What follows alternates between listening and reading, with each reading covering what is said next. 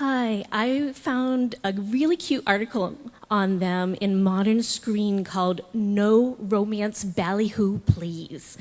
And it was all about how they tried to navigate having a personal relationship while being in the spotlight and how they managed to elope and get married without any press there. Would you mind talking about how they did that, how they balanced having a personal life and giving what they could to the public while still having that relationship as a home thing? Sure. Yeah, my dad first saw my mom on the screen in An American Tragedy, which I don't know if any of you have seen, but it's an amazing film. An editor friend of his said, "You've got to see this picture. The most beautiful girl in the world is in this picture. You're going to fall in love with her." Literally, he said that. And so my dad went downtown L.A. He lived on the west side of L.A., which in those days was, open country and farms and big lots. And he drove downtown, saw the movie, and literally fell in love with her on the screen. And sometime later, he was driving down Melrose, and he stopped at a stop sign, and he looked over, and my mom was in her car, in a convertible, next to him. And in those days, you didn't say anything to anybody, like flirt or anything, unless you'd been introduced. So he kind of looks at her and goes, and she put her nose in the air and drove away, like, how dare you be so fresh? And that really hooked him. And so then sometime later, he used to body surf. He was a big body surfer and beach volleyball player in Santa Monica.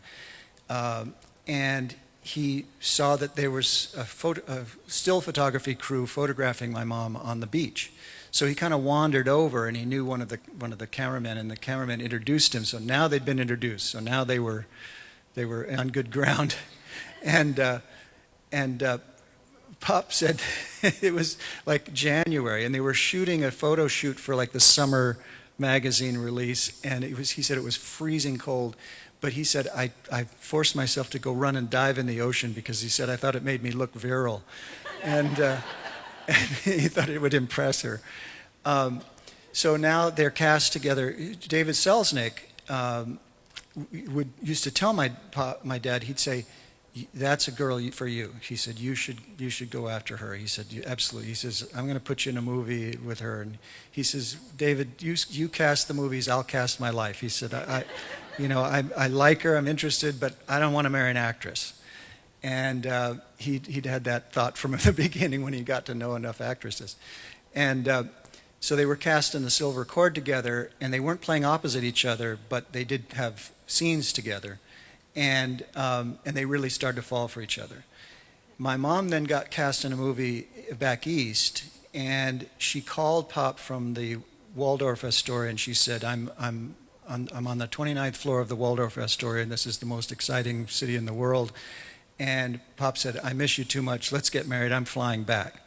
So Pop, who hated, as he said, he never liked to be higher off the ground than on a horse. He hated flying, and he flew back all the way back to New York, and they borrowed a car, and they drove up to Rye, and it was like 9 o'clock at night, and the preacher and his wife, the wife was the witness, the preacher married them, and then they drove to Greenwich, Connecticut, where they had their honeymoon night, and then they drove up to New England and spent their honeymoon. So that's how it all evolved. I don't know that they particularly were trying to keep the press out of it, but that's how it evolved. And they were in New England, and then they had the ranch, which kept them out of Hollywood and out of that limelight.